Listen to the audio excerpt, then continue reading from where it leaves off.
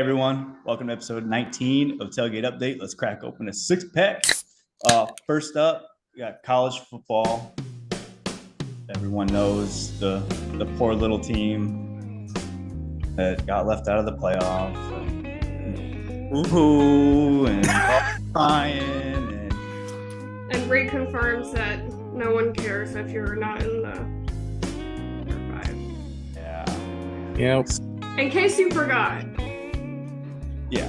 Florida State gets left out of the college football playoff.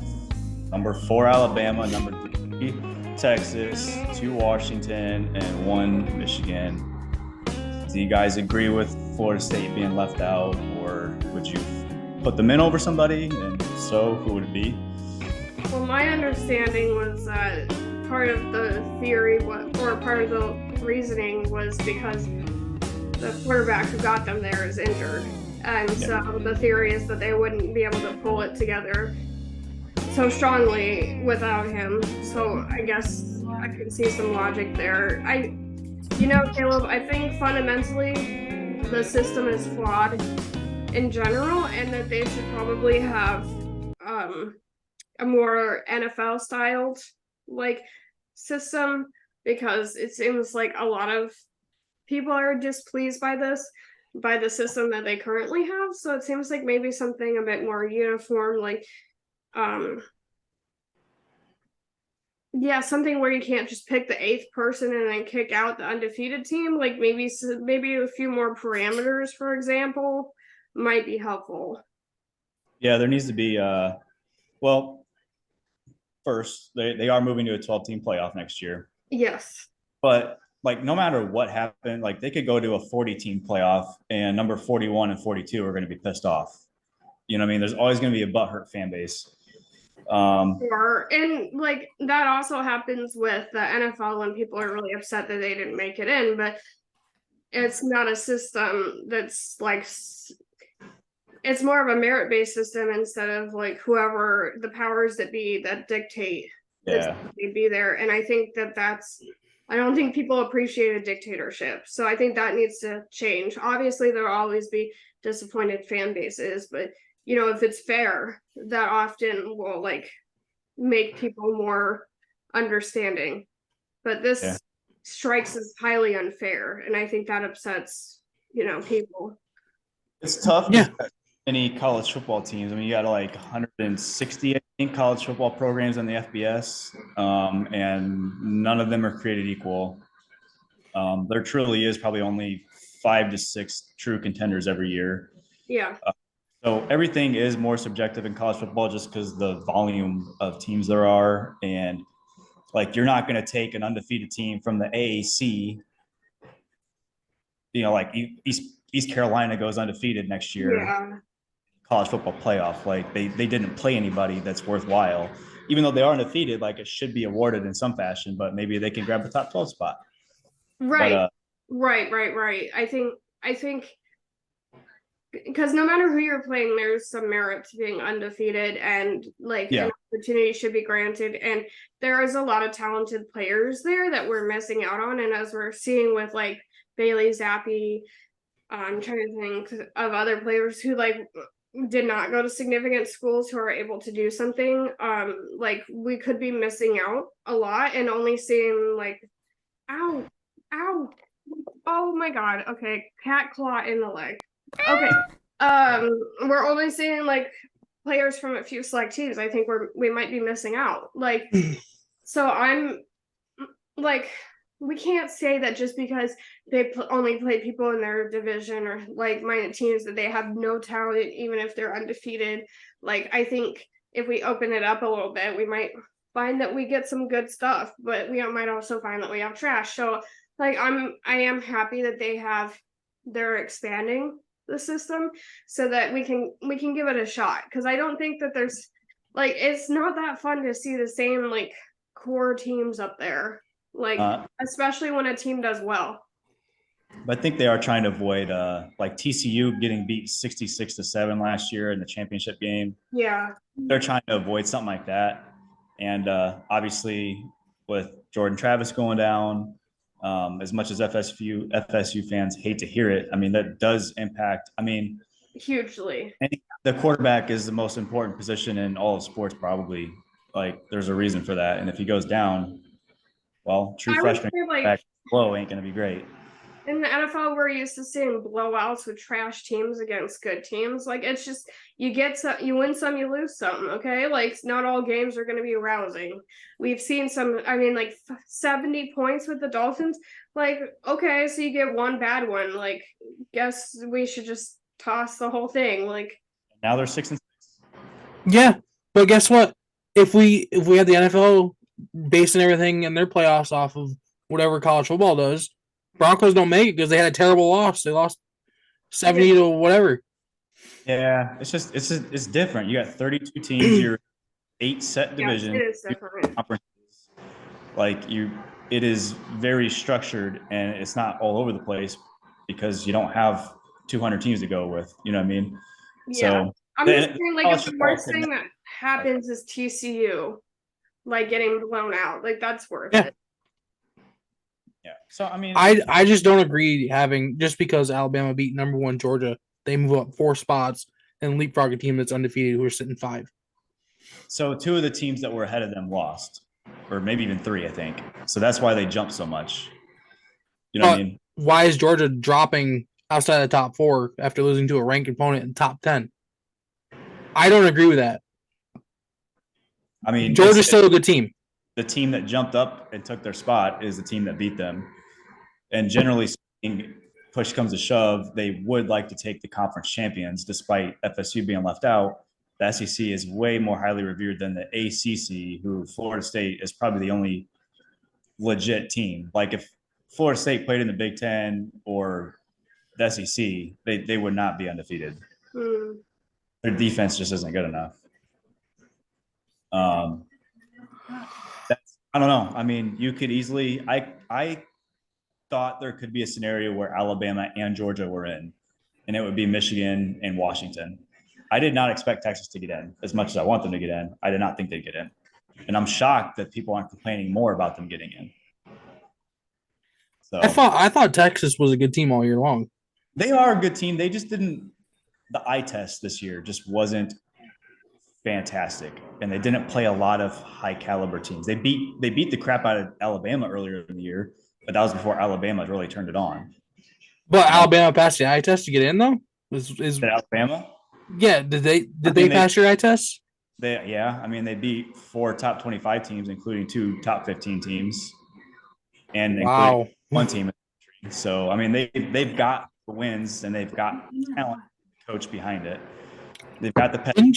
Weren't you the one taking to Twitter to like shut their quarterback down for saying "Give me the Heisman" for beating a terrible team by 3 points? Yeah, I did not like that at all.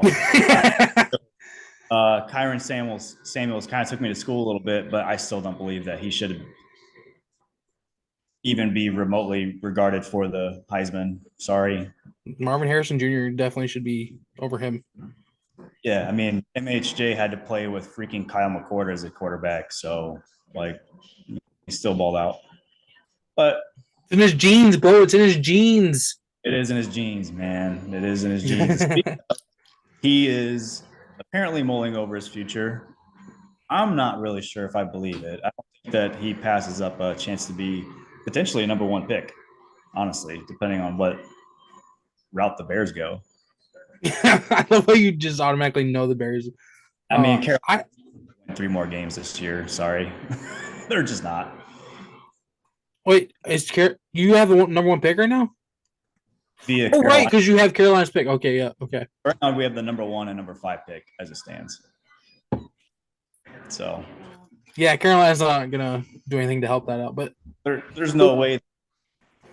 No matter how much NIL they throw at Marvin Harrison, it's not going to equate to top 10 pick and starting your contract clock earlier. You know what I mean?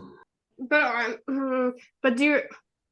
I hear you, but if you're entering the NFL in a bad position, you might reconsider. Like you could be the first pick, but is that great? I mean, ask Bryce Young how that's working out. That's a terrible team. I mean, you're talking about a team that literally traded away or Christian McCaffrey and then decided to. Yeah, no, they're terrible. I'm just saying, like going being the first pick is not always a desirable thing. It's often not. Being the first pick as a quarterback is absolute hell. Ask Sean Elway. But as a receiver, it's a little bit different. I mean, you're not the one taking the beating. Yeah. And you're going to Chicago. You got DJ Moore on the opposite side of you. You got Komet. You got a decent offensive line. And Justin Fields throwing you the ball. Maybe Justin Fields. Maybe, we'll see. Are you thinking the Bears are going to flip off of Justin Fields? I'd say it's probably 50. I don't see it. They could. Yeah, I can see it. I don't want them to. One, I like Justin Fields a lot, like as a person. Like he seems like the kind of guy you want leading your franchise.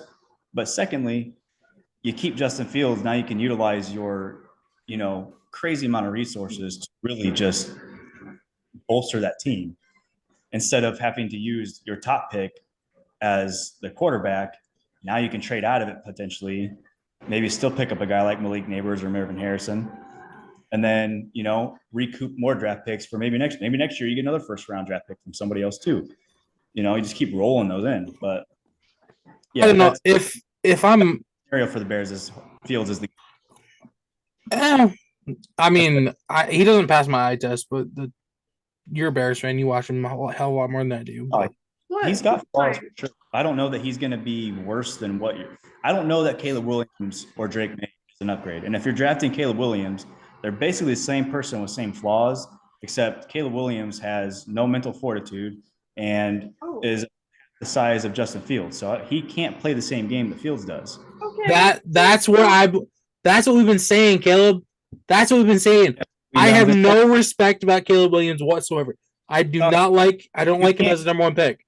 You can't handle the media in the freaking Pac-12 that nobody cares about, and you're going to sit in the stands and cry in a fetal position to your mom after a regular season loss. How are you going to handle Chicago media? I mean, those guys are sharks, man. Not just that. Like, what happens if he drops from Chicago and goes down to New York? Ooh. New York would be even worse. I mean, the expectations are going to be so astronomically way more than they are at USC. Like, are you kidding me? Yeah, you play in New York. You're playing in the ocean. Like, you are in shark-infested waters at all times. Yeah, it's not. And I'm sure New York media is probably like Chicago, where they're just pessimistic and confirmed it's good. Even when you're playing well, there's somebody's going to come at an angle where it's like you're not good enough. That's what Eli Manning said. So the New York media has been spoiled by the Yankees and somewhat the Giants. Yeah. So they expect greatness. Like, if you don't play great, I think they're second to Philly. You're going to be a Zach Wilson, and nobody wants to be a Zach Wilson.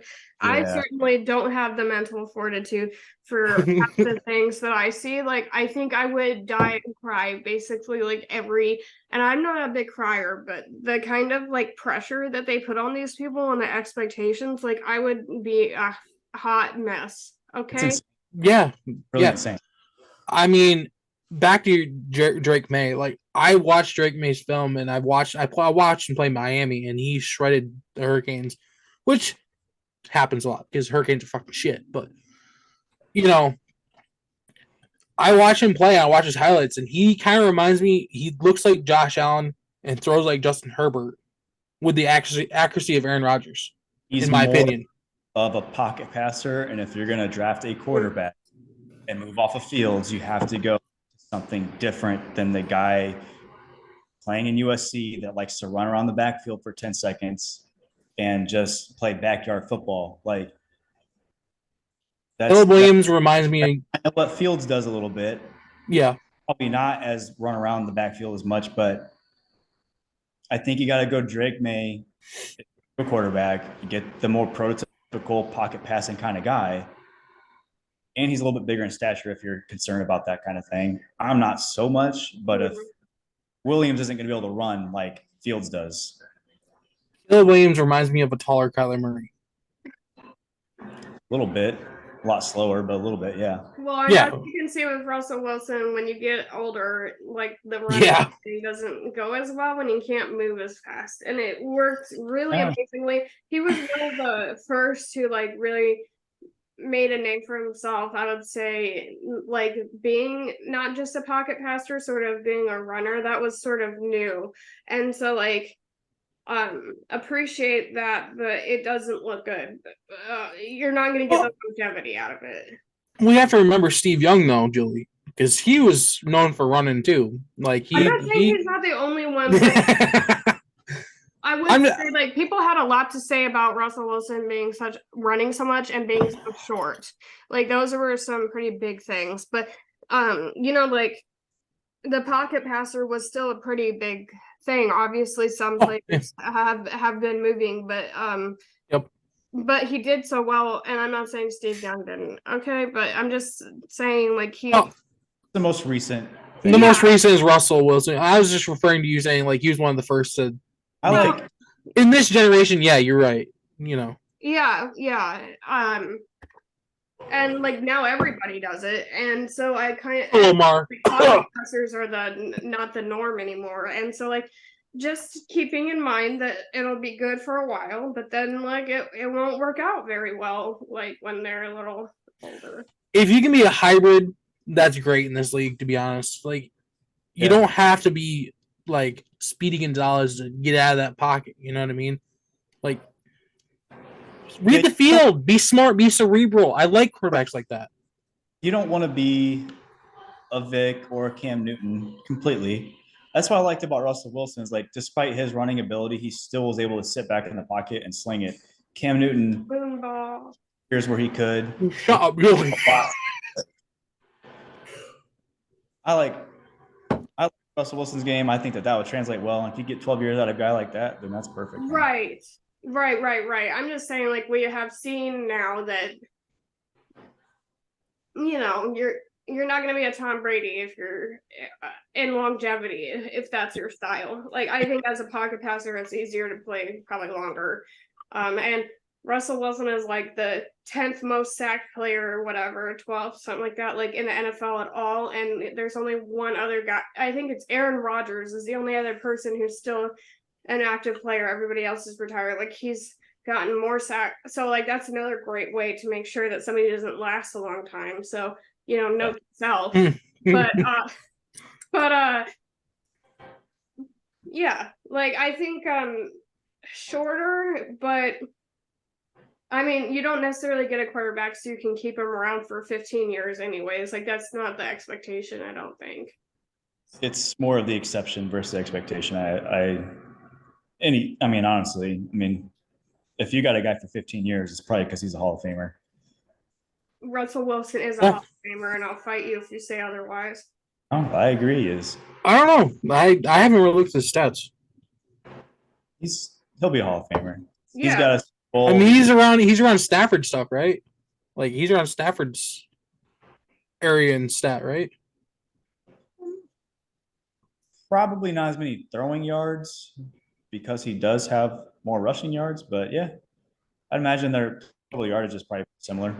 I think the touchdowns are kind of in the same area, aren't they? We'll get back to the fans on that. Yeah, well, I know Stafford's closing in on like 400 touchdowns. So personnel here.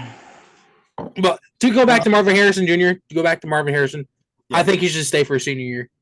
Get your degree, like finish your degree, get one more year of experience, and then the draft kind of resets itself, and then you could get a better picture of what, because you know he doesn't want to go to some team that has a garbage quarterback.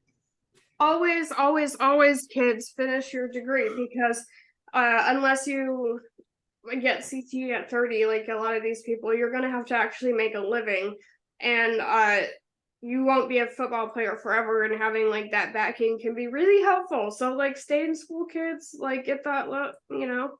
Yeah, you're there for free on scholarship. Get your degree. You make money as a college player, so that's not so much an issue. Like, and you might be avoiding a bad situation. So, like, for God's sakes, just stay in school and get your degree. Like that, it just doesn't even make sense. Yeah, get your degree. Declaring. The NFL stands for not for long, so get something to fall back on. 1 or 2 million, maybe in NIL, versus you get a 5-year contract that's worth, probably 30, 40 some million. Yeah, that's generational money right there, man. Okay, what's his major? Do you know his major?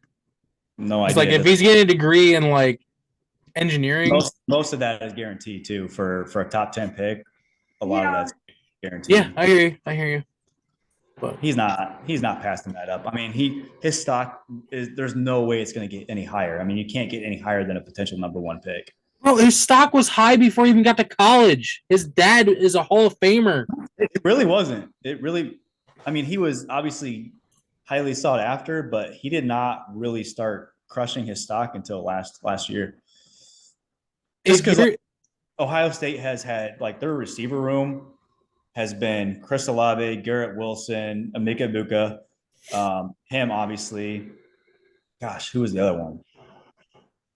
It was like just a freaky good. It was like Alabama a handful of years ago when they just had like Devontae Smith, John Mechie, Amari Cooper, like all these guys. You know what I mean? I hear you. Yeah. So and plus I don't really know what they're doing. Ohio State seems like they're in flux. I don't think he's going to want to be around for that. So, well, you know, yeah, I'm just a boomer who's like, stay in school so that you can, you know, have a retirement. But I realize that might not be the right approach for. He'll probably finish it out. I mean, it just might not be immediately, but yeah, we've seen some players like graduating like in recent years. I can't think of anybody off the top of my head, but I know somebody got their master's while they were like yeah, so like it's still doable. I wouldn't do it because I can imagine there wouldn't be very much sleep unless they're doing it in the off season. But speaking of the off season for the NFL, let's crack open one, huh? Second beer. Crush it. Throw it in the recycle bin. Yeah, I'm still on my first one, but I'll chug faster. Chug. All right. NFL. Yeah. We're about 75% of the way done? What? Do I look like I'm good at math? No, we're in week 14. You're the maths guy. Quick maths. I'm not a maths guy. Yeah, definitely the math guy and the tech guy too. Whatever. Okay, bud. Coaching hot seat. Coaching hot seat. Actually, hang on. Da-na-na. We got some breaking news. No. Money signs with the Los Angeles Dodgers for 10 years, $700 million. No. Holy crap. No. Did not get that multiple, notification before me. Multiple sources. No. Oh, no. No. That's so bad for baseball. No. I guess we're going to just skip to baseball and come back to the NFL. Oh, my God. No freaking way. Where'd you see that? It's on Twitter. Jeff Passan and I think Heyman reported it. Hold up. I got to get on Twitter now. Sorry, X.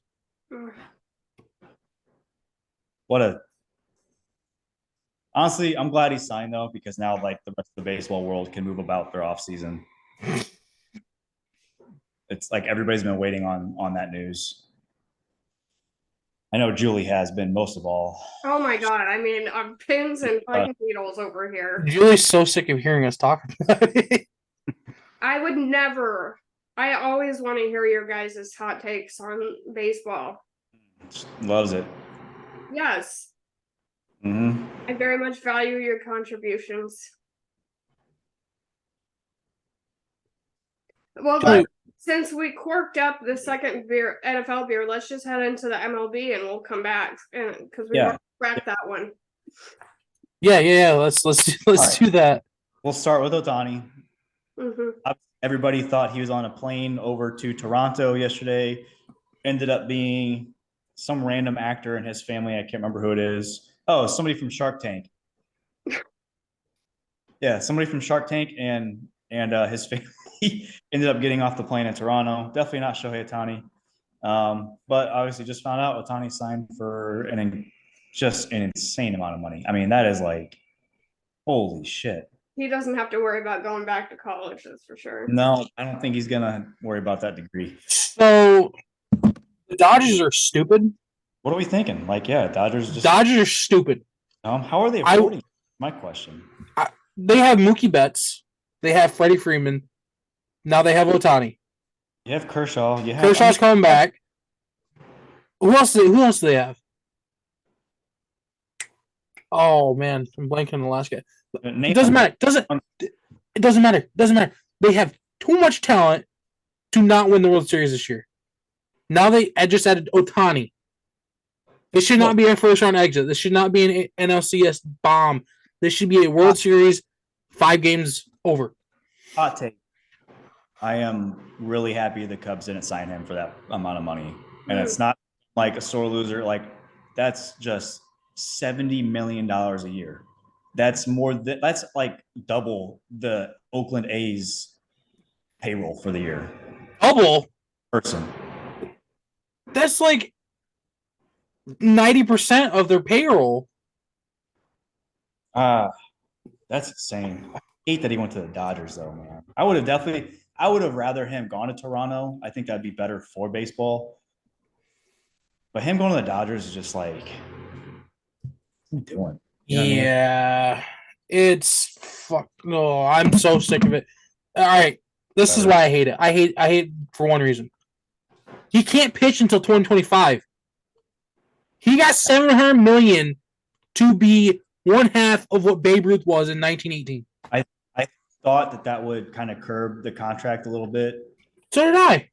But maybe they're like, hey, instead of making $70 million in 2024, you only make $30 million because you're still going to hit 30 to 40 bombs and probably hit 275 at least. But I don't know.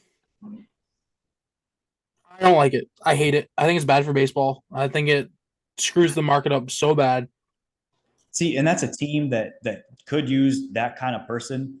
For the Cubs, it's like I would almost rather them like divvy that money up to, you know, Cody Bellinger, Tyler Glass. Now you get one of Matt Chapman or Reese Hoskins, like somewhere where you can like add to more components of your roster to fill it out. Yeah, I hear you.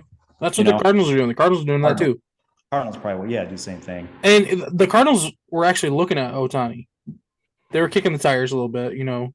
They were talking up the salesman, but they weren't paying $700 million. They wouldn't even pay $210 for Pujols in 2011. Come on. I knew it'd be north of 500. I did not think it'd be that far north. I thought him having Tommy John surgery this offseason, I thought that would bring him down to like the 310, 330 range for like 6 years. 6 years, okay. With an option for the last 2. I'm curious like how that structure is. Like, does he have team options? Like, what's? Just keep going. What do you think about? What do you think about the Juan Soto trade, Ryan? Julie, any thoughts on that? What do I think about the Juan Soto trade? Yeah. What is that? Okay. The Yankees traded for a bat. They're almost exclusively putting Judge in center field now because Soto's going to take over right, which is fine, whatever. I'm not laughing about the Yankees on this one. I'm laughing about San Diego. Oh, okay. San Diego went out, traded for him, gave away the farm to the Nationals to get the king of the Chipmunks. I'm sorry, he kind of looks like a chipmunk when he. That's a good one. So they gave away the farm to Washington. He comes over. They lose the NLCS in 5 games to the Phillies. Right? Was it only? Yeah, it's 5 games. Oh, good Lord. They lose the NLCS. They miss the playoffs the following year. What did that trade equate to? Now they trade him to New York in return for prospects and a mid-level catcher. It's like 5 prospects, wasn't it? San Diego lost this trade years ago. They lost this trade years ago. This trade was coming. They lost this trade that just happened. Yeah, 2 years ago. This trade was coming since he came over from Washington. That sentiment for sure. I think I think it's hilarious what happened because that San Diego team turned into, or they turned themselves from one of the most likable and rootable four teams to one of the most unlikable teams. I mean, it's a bunch of, how do I, like, finesse players that are like, just want to do the superstar flashy stuff. And then they have no guys that are out there grinding out at bats. Nobody grinding out pitches. I mean, Blake Snell is the most Mickey Mouse Cy Young Award winner I've ever seen in my entire life. The Cardinals are looking at it too. Zero grit. There's not an ounce of grit in that locker room. No, I hear you. I like Juan Soto. I think he'd have been a good addition on a team that's, ready to go now. I don't think he's, for a 1-year rental, you giving up that much for him? I don't know. Because he's probably going to ball out this year and then demand like 400 or 500 million. You talking about Soto? He's going to ball out this year in New York. Short porch, left-handed batter. Yeah. They play in a sandbox. And he's going to drive that price way the hell up. He is going to. They better win. That's all. They don't have any pitching, Caleb. The Yankees needed pitching, and they didn't even go get it. What are we doing? Why? That is what I thought when I saw that trade. I was like, what are you getting Soto for? He's a free agent to be, what, next year? Yeah. They don't have pitching. Pitching was their main problem this year. Well, that and they can't stay healthy. They got a bunch of old musclehead dudes that can't play more than 100 games a year. Yeah, they're lucky to hit their weight in August. So, I mean, that team is... This trade makes no sense to me. Both teams are losers. The second I saw Brian Cashman was like the driver behind the trade for the Yankees, I'm like, that's awful. You never want your owner of your team being the driving force behind baseball. Yeah. You're not a baseball guy. You have the money. You write the checks. That's all you do. So we tell you what we want to do, and you tell us if you can afford it. And if you can, you sign a check. And if not, we pivot. That's your literally only job. Write checks. Pivot. All right, boss. Julie, you care to chime in on this or what? She wants to talk about Bryce Harper and his weird clamor. Yeah, I don't get that at all. He's got, what, 6 or 8 years left? He's got 8 years left on the deal, and he'd be 38 when the deal's up. What are we talking about? Like, what is he doing? That's pandering to your fans too much. Nobody cares. Okay, that's too early. I don't even want you when you're 38. Sorry. I mean, if he can still produce by the time he's 36, I was talking to Dad last night or earlier this week, and I was talking to him. I said, Harper wants an extension 8 years from now to stay in Philly at 38 years old. I said, I don't even think he's going to stay there for the last 3 years of his deal. He'll be traded by year 6. Yeah, he won't see the life of the contract. No. That's only how it goes. There will be some desperate team that will be looking for a possible spark, and they'll trade the farm for him. He's been to 2 NLCSs. He's been to World Series. He's got experience, playoff experience. Yeah. It's the same reason why Schwarber's still brought around. The dude can't hit his weight, but yet he hits 40 bombs and drives in 100. And he's got that World Series pedigree. Yep. That counts for something. Yeah, it's the same reason why the A's back in the Moneyball era brought in David Justice. He's 38 years old, can't hit his weight, but experience. Yep. Yeah, you need those guys in there that know how to weather losing streaks and slumps and how to come to the ballpark every day and prepare. And yeah, I mean, you have to have that blue collar grit at the top of your roster to help that punk attitude kid down here at the bottom. Yeah. You got to do it. Hayward on the team and for the Cubs. I mean, he's pretty much terrible his whole contract, but the dude is he's a professional. Yeah. And pro. Not worth probably what his contract was, but yeah, guy to have. You know what I mean? So it is what it is. All right, so we skipped beer 2 to beer 3. Now we're going to go back to beer 2 because now it's back out of the cooler. All right. The wife came in. The wife came in and caught you popping the beer. You had to put it in the fridge. Got in trouble. Yeah. So we figure out how far we are in the season? Is it 75% yet or what? It's week 14. All right, that's close enough. There's 4 games left, including this week. All right, so we got a couple 3/4 of the way questions ish. Who's your coaching hot seat? Like whose seat is holding hot right now going into the offseason, do you think? I think Belichick. It's 78% of the way through. Thank you. Good job, Julie. I hit the iPhone calculator is what I did. And the crowd goes mild. Belichick. There's one. I'd agree with that. Yeah, I think Belichick's on there. He's gone back and forth from Zappy to Jones. He's benched Jones in the middle of the game. And for one drive at the late in the game, he's benched him. I know. I feel kind of bad. Mac Jones was garbage the entire game, but he felt Zappy would give them the best shot if he came in and switched up the last drive. And he threw an interception into triple coverage. But he did much better this last week. So I've always been kind of a Zappy appreciator. So yeah, Zappy did very well against the Steelers.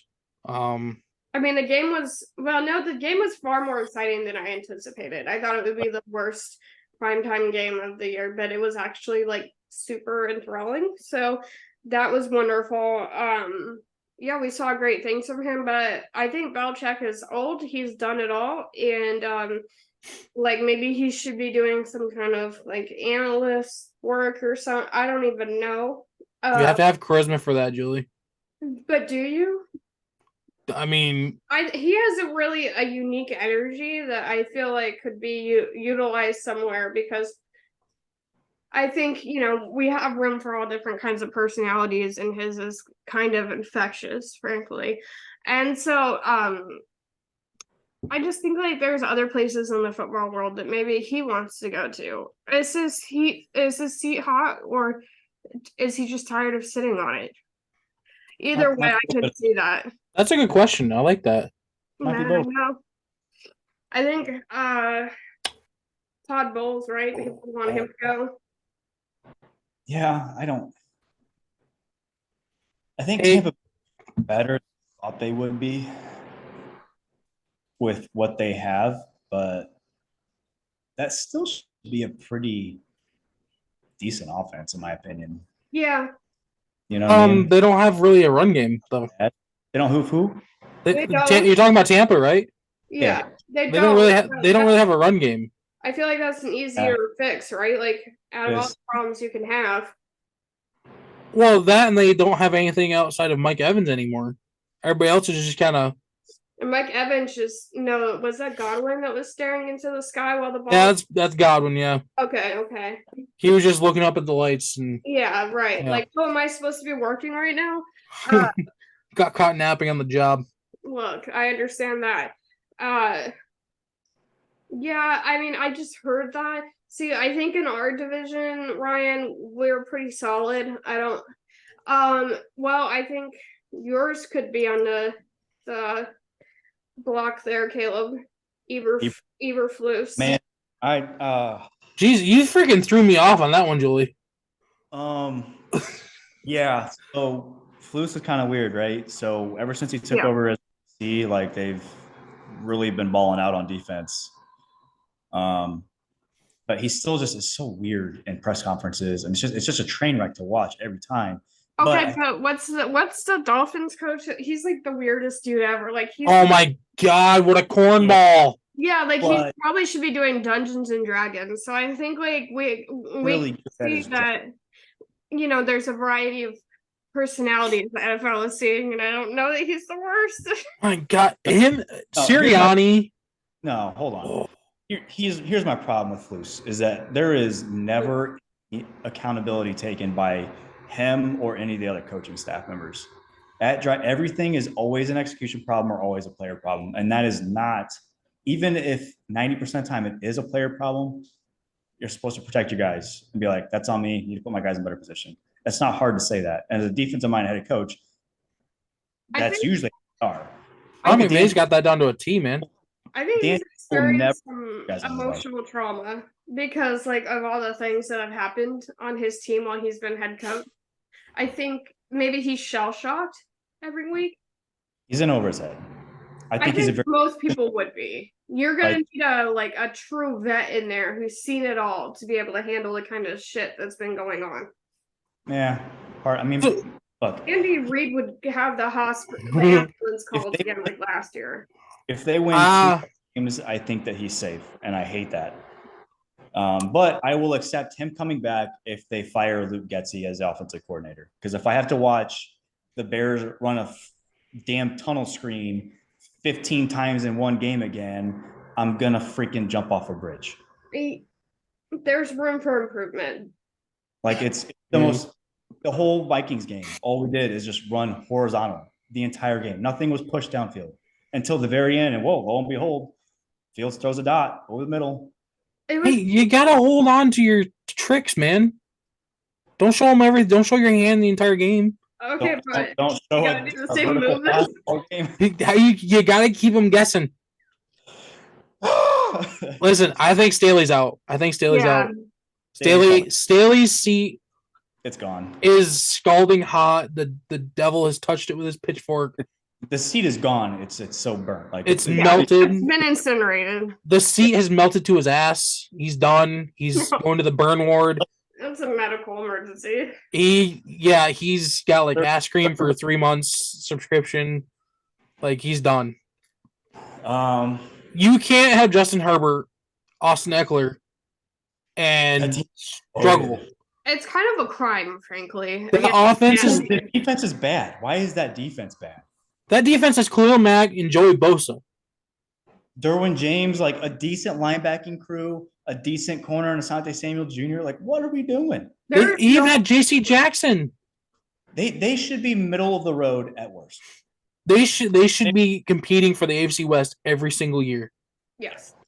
Even with those quarterbacks in that conference or division, I agree. They should be up there.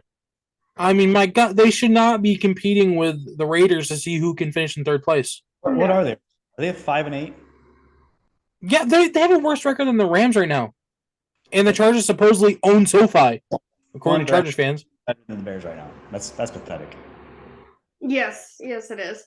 That was pieces. And what did they get in their last game? They almost lost to what team? I forget. It was like 6-0 to New England. It was in the elements though. It was raining. Couldn't throw the ball very well. Couldn't run the ball. Okay, but still, oh my God, what a depressing ass 6-0. Which, speaking of the Patriots, it blew my mind when I saw that they were averaging 12.3 points per game. And you wouldn't have known it had they not scored 3 touchdowns.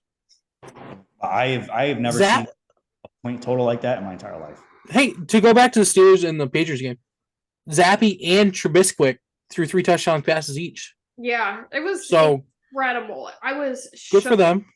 Get shooketh. I like that. Yeah. What do you think about Robert Saleh? Do you think he's on the hot seat with all the shenanigans? He should be, but he's not. Oh, okay. This kind of leads into the Zach Wilson stuff. Like, yes. I'm really to hear you guys' thoughts. But great segue, Julie. Great segue. Oh, I try.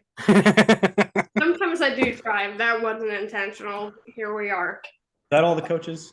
Probably. Yeah, I guess. Well, there's always more, but we'll say these are the main ones. I'm sure they'll show themselves by week 17. Yeah, Pete Carroll will leave for some reason and we'll all cry. Oh. Pete Carroll's like 100 years old. It's time for him to go. 72, and he's younger and can run faster than some of the players on his team. That says a lot. And he's more active than the youngest, and I'm pretty sure he can beat Sean McVay and what's his name, the Packers head coach, Matt LaFleur. Yeah, I'm pretty sure he can beat them both at a race. That man. I don't know. McVay runs like a 3.4 40. So I mean, kind of chunky though. Ripped. He's He's a dad now. He has earned the right to get a dad I'm bod. just saying Pete Carroll has about like no body fat at all. Like I'm pretty sure he can outrun all of the young guys. Okay, well, whatever. So his age is ageless, is what it is. So he won't leave because of that. You set up the race, and we'll see. Race at the coaches' meetings this offseason is what they need to do. Zach Wilson, on topic here. Zach Wilson. He's dating someone his own age, and for that I have questions. So, is it Bush League or is it Bush League? How they're handling Zach Wilson stuff? Are you asking who's to blame? I'm pretty sure Zach Wilson's not leaking that stuff. So, no, but Zach Wilson also plays like garbage. No, for sure he is. Yeah. Don't get that twisted. He is probably like the 36th best quarterback in the league. Really? Only 32 teams. He's as about as good as probably a second stringer on the Texans. Stringer Tyson Bagent over him. Well, we've seen Bagent play pretty well this year. I think Aiden O'Connell is better than Zach Wilson this year. Probably. I will say, I mean, he might be the quarterback. So Wilson's back at the helm. He's going to be taking snaps under center. Planning on. He was supposed to sit behind a veteran quarterback, which is something that they used to do in the NFL, where they would actually like not expect someone to go out immediately on week 1 in their first day and win every goddamn game of the season. They used to actually like cultivate players and like allow them to be poor for a few seasons. Imagine that concept. And so like he thought that was what was going to happen. He was going to sit behind Joe Flacco. Aaron Rodgers. Okay. We don't even know like how many of the greats that we've had in the past who would have failed in the current system that we have that's completely egregious to the development of young players if like they had been given that same short stick. So there is that. I think like he probably wasn't expecting that he was gonna have to lead things. He was hoping to get a lot of like mentorship, and here he is again facing the battering ram that would have me knee deep in like 50 cartons of ice cream crying to Taylor Swift every week because of how mean people are. That don't sound too bad, actually. No, but I mean, like, I wouldn't ever come out, okay? I would be dressed like the Grim Reaper every time I had to, like, step outside of my home if I had to be Zach Wilson. Like, so much pressure on a young guy. I don't like him. He looks annoying, and he looks like that guy in the Cinderella story that was dating Hillary Duff, like, obnoxious, you know? But, like, I don't think it's particularly fair. Like, I don't even. Yeah, I hear you. Yeah, they're really the BS that he's getting. I don't think. And there's so much shit that I don't think most quarterbacks would do well, unless you were an Aaron Rodgers. Like, I do want to talk about your point though, Julie. The fact that he thought he was supposed to sit behind Aaron Rodgers this year and learn, and he was kind of thrown into that. That's on him. You got to be mentally prepared for anything when you're a second string quarterback in the NFL. Especially when you're playing backup. You're a backup to a 39-year-old. Like you gotta be ready for that. You know. I'm not saying he wasn't, but I think he was probably hoping that he would be able to take that role. Yeah, I hear you. Really logical.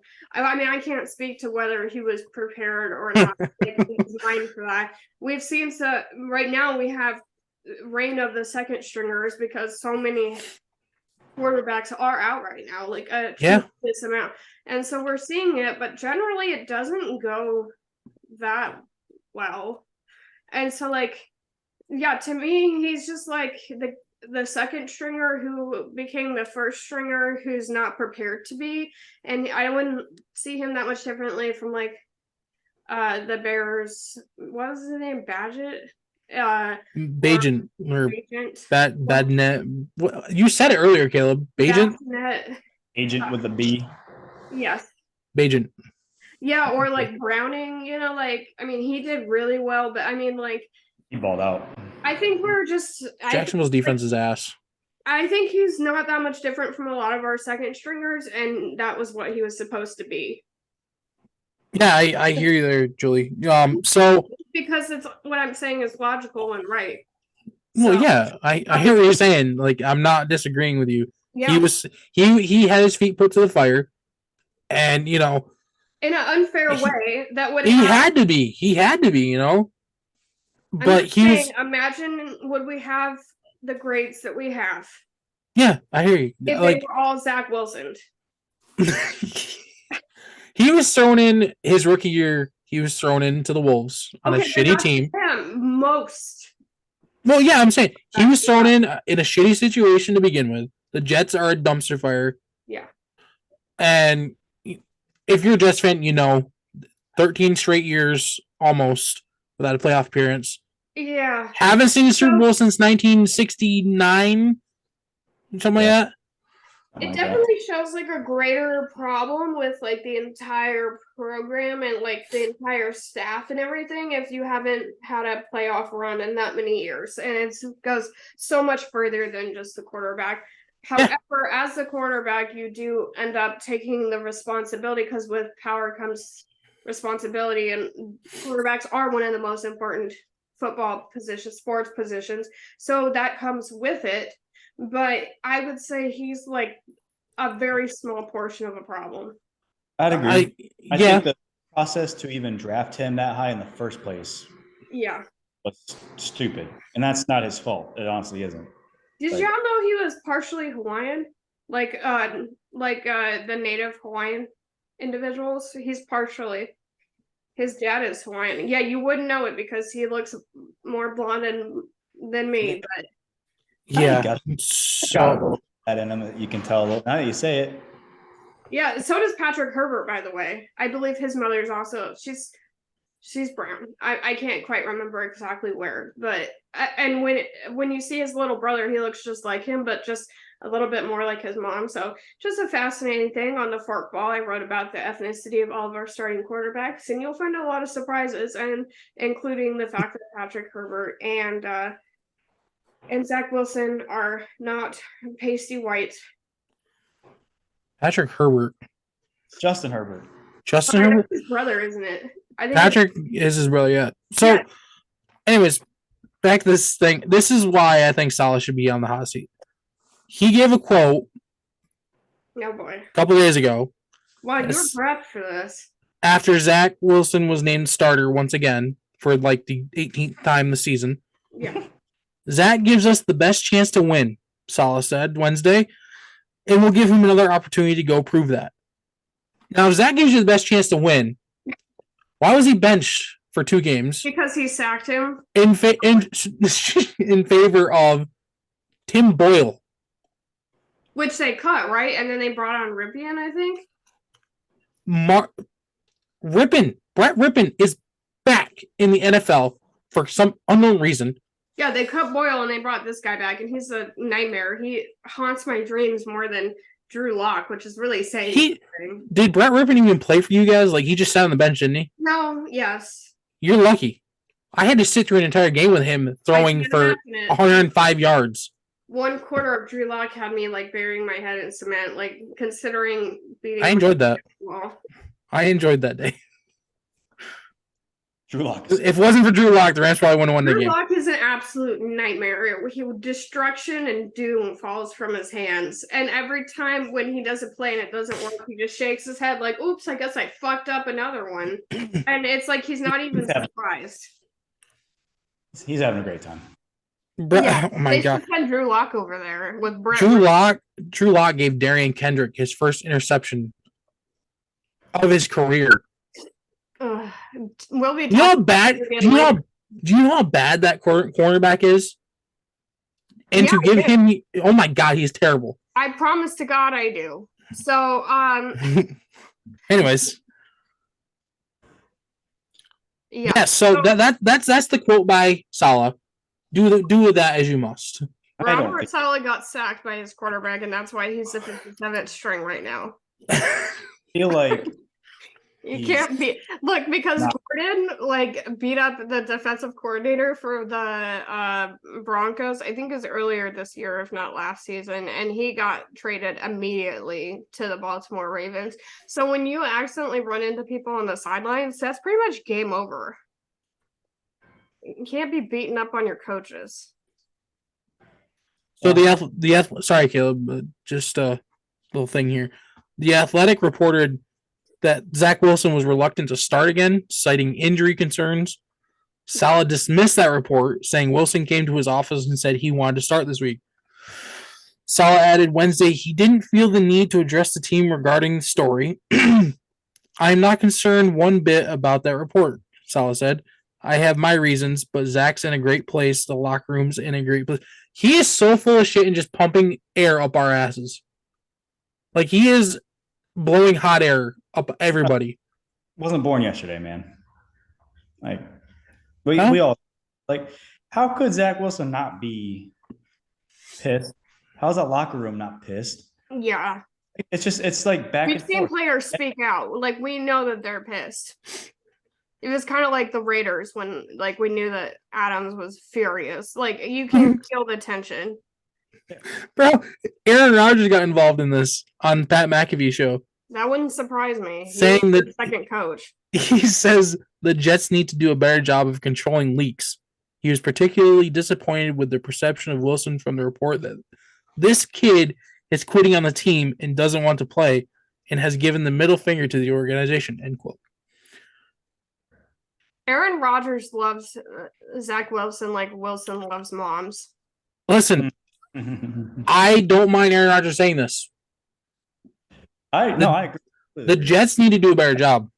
Aaron Rodgers is better at public speaking than any of the Jets coaches. Except for when he's talking about medical things. That's so true. That's 100%. Shit. That's funny. Okay. I think we've covered Zach Wilson right there. Yeah, I think we've got it. Okay. So 2 former NFC North kickers are kind of going opposite directions here. Robbie Gould retires after 18 years.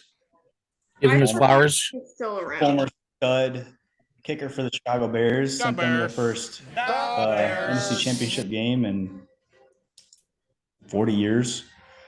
Then Mason Crosby, I guess, is signing with the Rams. I actually did not see that. He actually just got activated. Right? He was signed to the practice squad earlier this week, and he just got activated to the main roster today. Or yesterday, I think. So I can't even pronounce this kicker's name we have already, but he is poop. No, we got rid of his ass a long time ago, like before Thanksgiving. Oh, man. None of us are keeping track of their answer. None of us know. Maher? No. It starts with an M, though. It's Marvitish or Martavish. I don't know. Either way, garbage. Be gone. Man, you guys got quite the kicking carousel going on over there. Dude, we let Matt Gay walk to Indianapolis for a record payday, and we get stuck with garbage. I didn't even know that Robbie Gould was still playing, so that shows where I'm at. He was a free agent. So. Yeah. Oh, okay. Officially announcing that he's. Well, that's a non-story. Thanks, Ryan. No, we love Robbie Gould. No, Robbie Gould, man, he's one of the best kickers in history. Okay, yeah. But he wasn't even still playing. Fine. Stop being mean, Julie. I just show some respect. I like the Atlanta kicker because we have very, very little Asian representation in the league, and for one, and also because he's incredible. So. Oh yeah, Young Wei Koo's one of the best kickers in the league. I know, he's my favorite. Really? Everybody else, including Myers, can eat it for the most part. I like Jason Myers. Oh my God! Please, you can have him. I hate him. I don't want him. I don't like him that much. He missed a kick last week or the week before, and I just instantly thought of Julie just losing her melon. Yeah, no, you don't need to ask which week it was because it was both. Like, that's the thing. He like waits till it's a game altering points and then he just fucks it up in your dreams, like flush down the toilet. It's not his record. It's when he chooses to just like crush your soul with the loss. Like he doesn't ever do it when it doesn't count. And it's like when you need him the most, he's just gonna give you that middle finger. Pissed down his leg. Yeah, well, like Julie's crying, TJ Watt's been crying.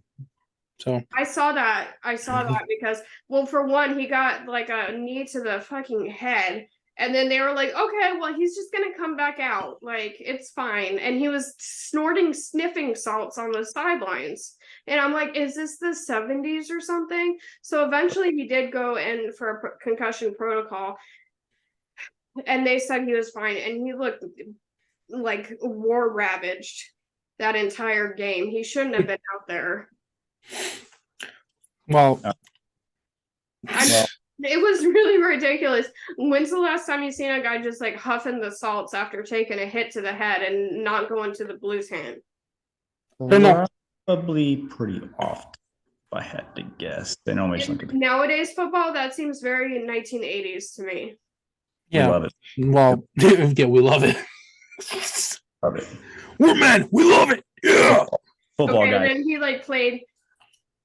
He looked like he was like got ran over by a truck, and they had peeled his corpse off of the ground and then put him back out repeatedly. Kind of like Derek Carr every week, where they're like, "Oh, you're not quite dead yet. Let me wheel you out in a wheelchair and put you out there, and you can actually die." Saints fans are booing him. Yeah, and Saints fans are booing him. Gonna have him back out here, even though he just barely got out of the concussion protocol. Go play, and it's war. He needs to be in a hospital or something, and they're like, "No, he's good." He's good. Well, listen. He looks like that all the time. TJ Watt and his defensive coordinator have been crying about the lack of holding calls. And then his jaw was like all messed up. Did you see how they had to like wipe the blood off his face and like try to do something with his jaw? So they're crying about the lack of holding calls and comparing it to the hack-a-shack from the NBA years where Shaquille O'Neal. He's speaking from a concussed mind. This is before Thursday night's game. Whatever. So they're crying. I don't see the comparison. I mean, Aaron Donald is the most held player in the league, and he doesn't bitch about it. But here's TJ Watt coming off the edge, untouched. Play, there's holding every play. I mean, the same thing when Khalil Mack was in Chicago. I mean, probably same thing now with him in San Diego. But every single play, he's getting choked right now. But we're not going to call it. I mean, it just is what it is, and it sucks when you're that player. But yeah, be better. Other 10 stud edge players aren't dealing with the same exact thing you are. This bro, so he tied the record for most sacks in a single season, playing only 16 games in an 18-game season. Last year, if he didn't 2 years ago. Close if he didn't tie it. Just 2 years ago. He's a Watt brother, and so I feel like he thinks that he can advocate more because he's like coming from, I guess, a place of football privilege. I don't know. Like maybe he thinks like I'm gonna be the one who like if a Kelsey brother spoke up or something. Listen, there's nothing more nauseating than seeing a tweet from JJ Watt saying TJ Watt's the best defensive player in the league. Yeah, like come on, bro. He came from the same uterus. Let him have his moment. I don't care. Speak some sense. Don't be speaking from heart. TJ Watt is a stud, and there's like maybe 3 or 4 people that are better at his job than he is, and that's very subjective. TJ Watt don't even sniff Aaron Donald's cleats. All right, don't even start. Different positions, but anywho. Tell that to the Steelers fans. Speaking of the elite, who's your guys' MVP so far? Man, that's. I'll tell you who's not. Brock Purdy. Oh, here we go. I'll tell you who's. Listen, here's the odds. Here's the odds. Okay, Brock Purdy and Dak are tied for the best odds to win MVP. Okay, Dak, I can understand. He's been balling out the last, 3 months. Resurrected my fantasy team from the dead. But Jalen Hurts is a plus 350. Kermit the Frog, 650. Patrick Mahomes, Kermit the Frog. Yeah, I got that. Tua sitting at 950, Lamar at 950, and Tyreek's at 1500. Tyreek Hill is on pace to break records, bro. I tell you what, if Jalen wins it this year, I'm going to be pissed. Why is Lamar even in the running? He shouldn't be in the top 7. Lamar's done nothing. I like Hill. Tyreek Hill should be higher in the odds. Hill should be higher. He is probably carrying the load for Tua right now.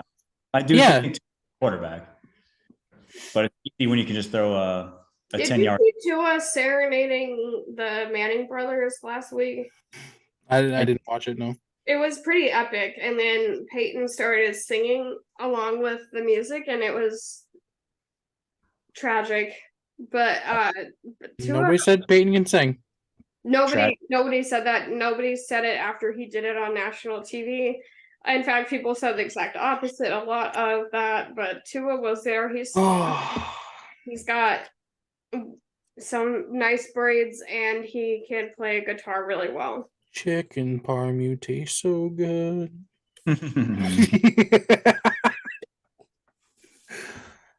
Yeah, so he'll sound. So, anyways, the MVP race. I think Cheetah should be much, much higher in the odds. Lamar shouldn't be top 7. Tua should be maybe 7th. But like Tyreek Hill is on a Cooper Cup pace from 2021. He's like probably going to be close to breaking the record. I think he might surpass Cup's 2021 season.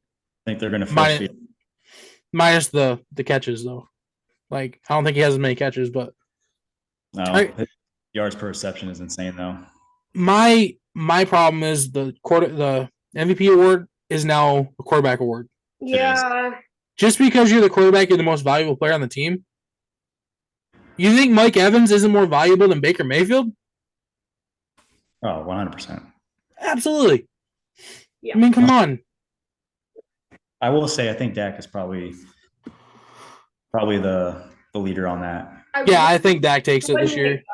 I wouldn't hate that. I think some of the quarterbacks you listed off would make me grind my teeth, but not Dak is okay. I think Purdy's a good enough quarterback. I don't think that it would look the same if he was on other teams, but I think if other quarterbacks were on the 49ers, I think it'd look possibly even better. Yeah. That's some true shit right there. So now, Brock Purdy is the 7th. He is doing his job, and he's doing what he needs to do. And he's doing it well, but do we have to act like he's God walking on water? Thank you. That's what I'm getting at. I think that's also inflated by him being Mr. Irrelevant. Yeah. The media, they find a story, feel-good story, and they pound it to death. Yeah. Brock Purdy's like the 7th most valuable player on his team right now. So I think we all have an agreement that Hill would be ideal, but that probably won't. And so then Dak makes the next most sense, and I support this.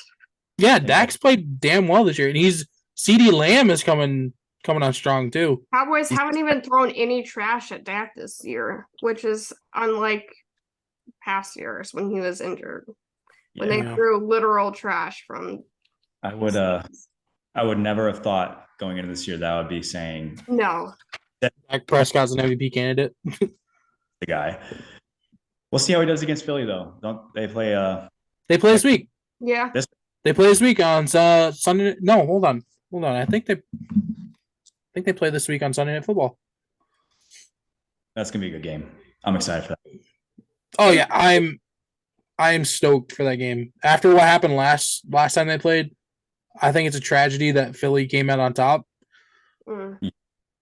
Philly's getting lucky with some games, so I'm going to be honest.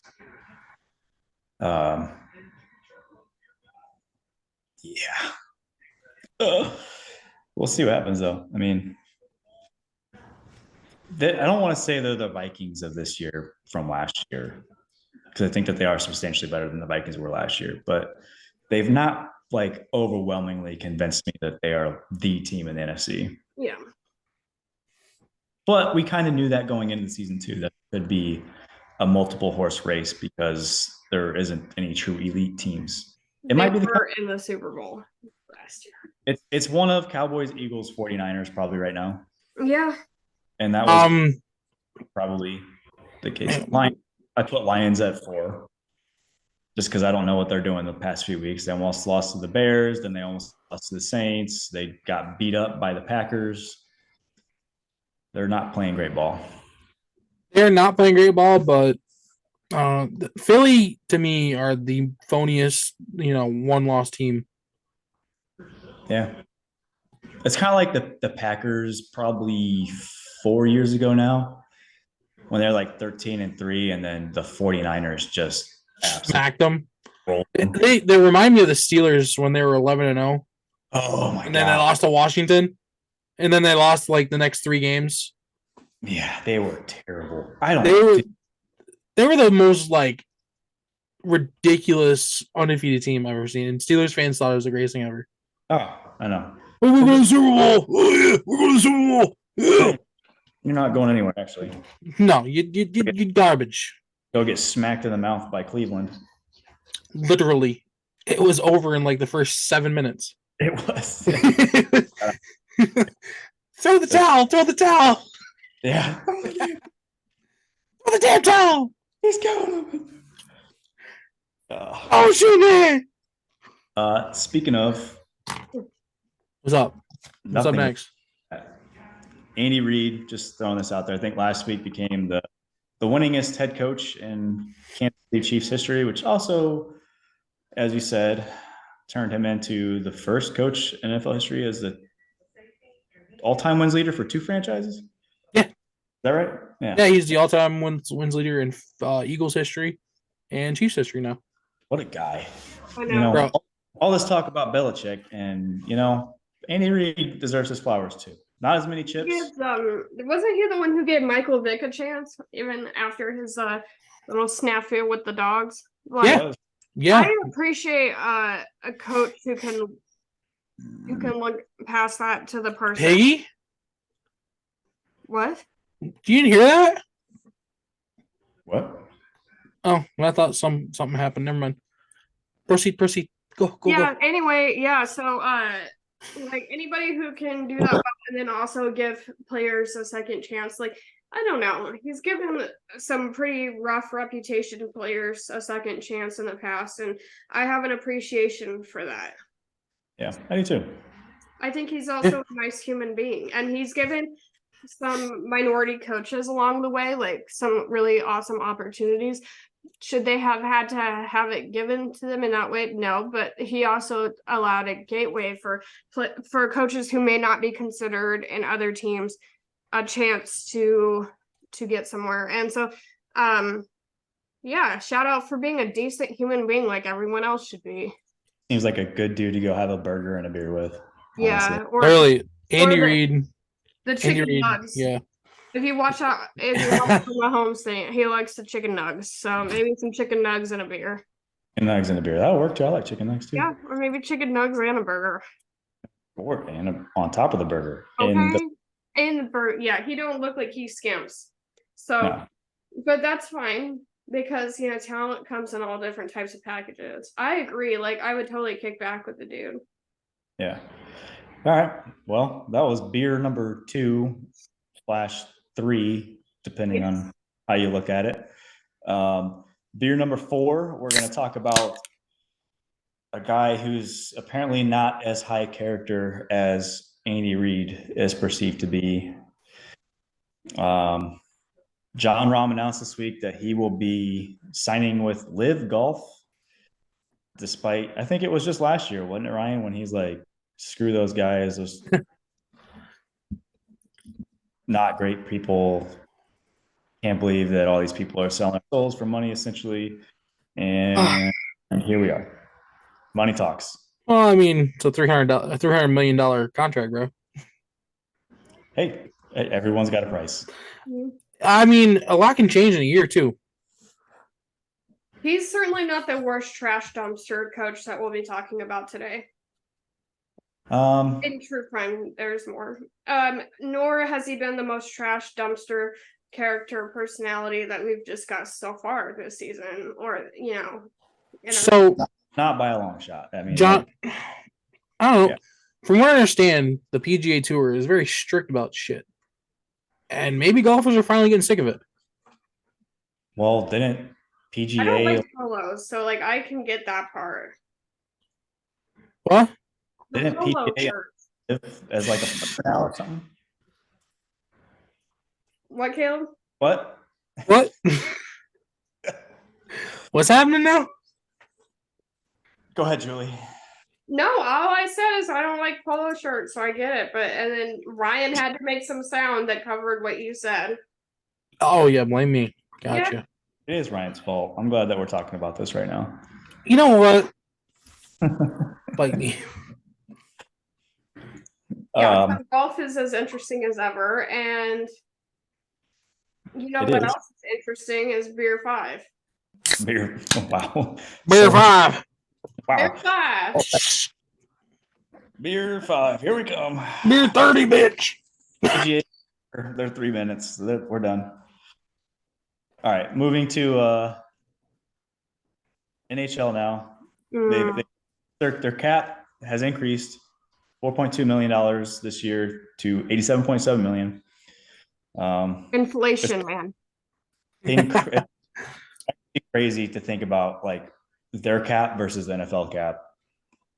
It's pretty hilarious, actually. Yeah. But nonetheless, an increase is an increase. Hopefully the Blackhawks use it to go crazy this year. Yeah, the Rangers can afford gas to games now. Yeah, the Ducks can afford to pay people to come to the games. Right, which is, I mean, before the third period. Yeah, it's dressed like a seat night at Ducks at the Honda Center. That was a joke for the longest time. People didn't show up to Ducks games till like the middle of the second period, so it'd be like a bunch of empty seats. Well, it's kind of the same deal with the Dodgers. If you look at their stadium, it doesn't fill until like probably the fourth, fifth inning. Apparently it's traffic. I don't know. I mean, unless Barron Wrigley when it's empty in the eighth inning. So maybe it's the traffic. Winnipeg Jets already are utilizing that extra 4.2 mil, and they are signing Niederreiter to a $12 million deal. Don't spend it all. $4 million a year. $4 million a year. Yeah, I could live off that. Could you live off that? I don't know if I can manage it. Probably do okay. Julie be able to afford a better apartment. She wouldn't have to worry about paying for parking on the side of the road. She'd have her own house. Yeah, like let's list the things. Thanks, guys. Yeah. I'd pay off my student debt. NHL is going back in time. That's a shocker. Player draft for their All-Star game. And Ryan says, boo, like a child over it. Not enthused, are you there, buddy? No, I like seeing who's the best of the best. I don't want to see who can form the better teams. I agree. It's like the Pro Bowl. It was like the Pro Bowl and the All-Star game for freaking NBA now. Look, if you try to forget what it once was and you just watch for the sheer like the entertainment factor, I have found a way to get into the Pro Bowl. I mean, the Manning brothers as coaches is cinematic gold. Well, they play flag football now, Julie. Yeah, but have you watched all the different competitions and stuff? Like, you have to really be willing to get in there and give it a try. But when you do, you're going to be laughing the whole time. If you just like let your guard down a little and give it a shot, instead of being like, this is what it used to be like, you would actually see that it could have some entertainment value to it. And I will tell you that the flag football version, what they have now, is better than what they had in like 2020 with the games that they had on the field where they couldn't even touch another person. Like, at least this has some like entertainment value to it. Oh, I don't disagree. Bring me back to Sean Taylor blowing Tom Brady up. Remember on the sideline? No. All right. No, that was Ryan Longwell. Was it Longwell? Yeah, the punter was on a fake punt. and Taylor came from all the way back at like the 35-yard line and like smoked him. And you know what Longwell did? He got up and shook his hand and said, "Good job." The Manning brothers said Patrick Mahomes says that he like shakes the hands of most of the guys who like sack him and say "good job, man," because he's like, if I compliment the guys who's smacking me down, maybe they'll be like a little bit nicer. So like Andrew Luck used to do that all the time. Oh, yeah, so like you actually can see him like they had like a ton of Mahomes like shaking hands and be like, "Yeah, good job, man." Like he does it like every single game. So that's a thing now. Cool. Also gets inside the head of the other guy. It's like, man, that didn't hurt him. I kind of don't hate it. Like it's ridiculous, but I kind of like it. That's probably leading to a personal foul, roughing the passer type of shit right there. Honestly, it'd probably make me more mad as a defender that he's like being nice to me. You definitely got to pick and choose. Spiteful human, Kayla, but for good people who would like have. I'm just kidding. You got to definitely. It. You definitely got to like pick and choose who you're doing that to, though. Like if you do that to like some douchebag, like if you do that to Terrell Suggs back in the day, he's gonna hit you even harder. Ray Lewis is hitting you even harder. Yeah, keep smiling, buddy. Yeah, keep smiling. Look, he probably doesn't do it for every person, but I mean, it's gonna disarm you, that's for sure. Like you may appreciate it, you may hate it, but it's going to get into the head of the person, and I think it's creative. Yeah, I'm not doing that to Myles Garrett though. I might lose my helmet. Oh Lord, have mercy. I might need to keep him on an even keel, like level head. Yeah. If I lose my helmet in such situations. All right, man. We crushed those last two beers. Yo, you forgot some shit for hockey, bro. No, well, I did salary cap, I did the Jets, and I did the draft. You forgot the Islanders. Oh, I guess they're opening ice rinks outside their park. Like, bro, you don't even know what they're for, do you? I don't. Well, let me enlighten you, sir. Enlighten me, good sir. I will enlighten you. The Islanders are building 2 public pond hockey rinks outside UBS Arena. I said that too. Okay. The rinks will play host to 4-on-4 tournaments and learn to play clinics in conjunction with USA Hockey. Okay. There's more. One rink will have natural ice for 4-on-4 youth and adult teams to hold games in tournaments. The second rink will have synthetic ice to ensure season-long accessibility. Man. That was the thing. Yeah, both rinks will offer 90-minute public skate sessions, and the rinks will be part of the Park at UBS Arena. A season-long outdoor experience includes VIP igloo garden and a beer garden. So right down your alley there, Caleb. Sounds fun, actually. Yeah. I picked that up. So you shit on it. You shit on the idea. No, maybe a little bit. No, it's just kind of like who gives. I won't finish that.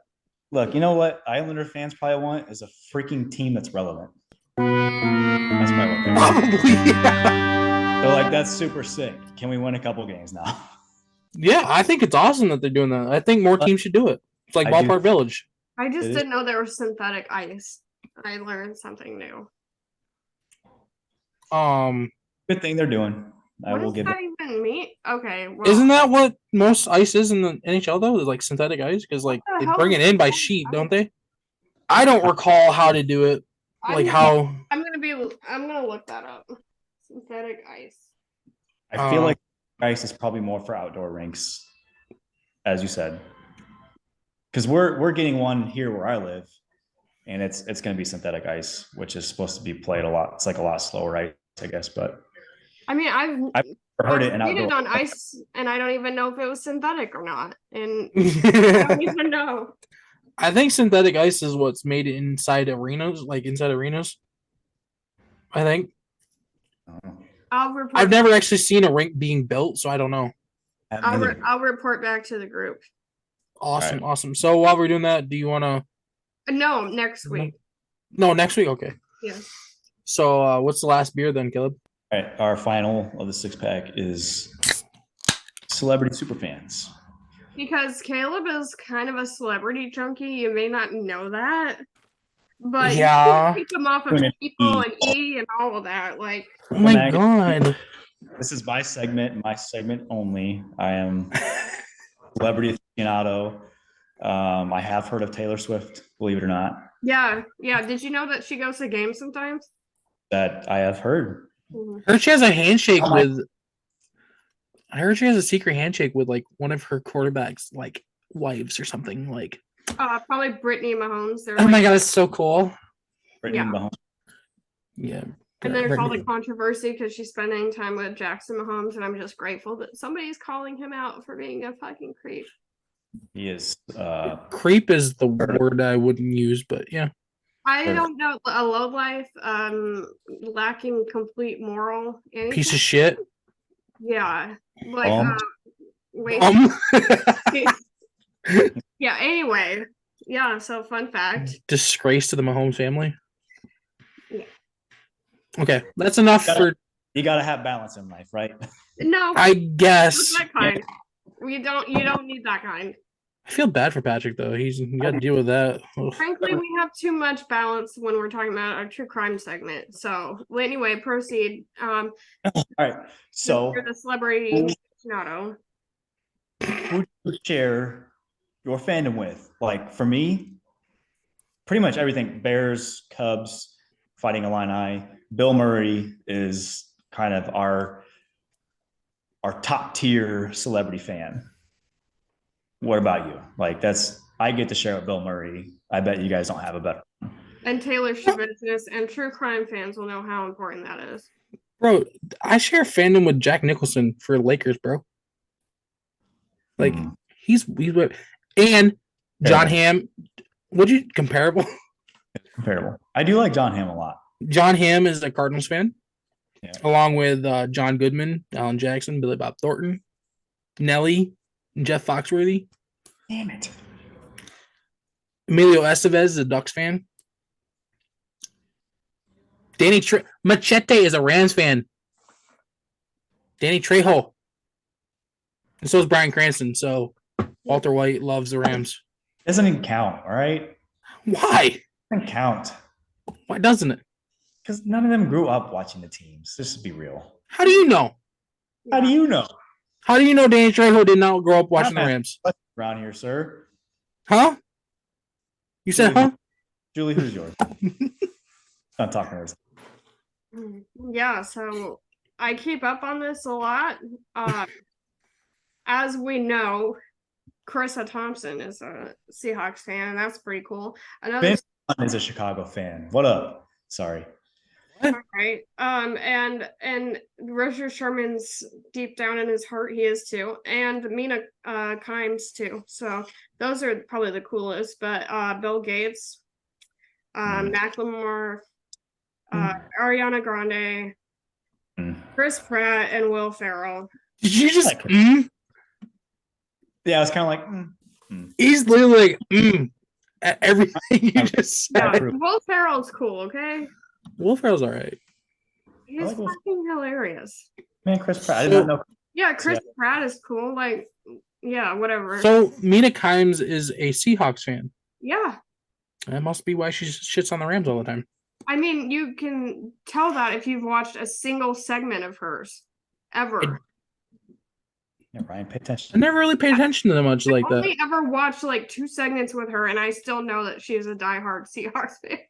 I just thought she just rooted for him. Like, just she liked them so much that she constantly talked about them. I don't know. I didn't know she was a fan.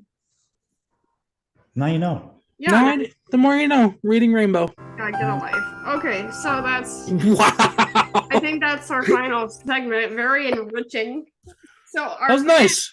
Can let us know which celebrities are their fan bases. Which celebrities like their specific fan bases, and let us know if we forgot anybody important on our own. Matthew McConaughey, big Texas fan. Oh yeah. So is the Undertaker. Yep. Jim Ross is a Oklahoma Sooners fan. Makes sense. Yeah. Boomer Sooner. All right. Thanks y'all for watching. Yeah, like and comment, subscribe, hit the bell that goes ding, and make sure to tune into our amazing content every single week and let us know what you thought. Give us a comment or two. We always respond to fan comments. Yeah. All right. We'll see you next week. Doopy. A little. Do you want a treat? Yeah. No. Okay.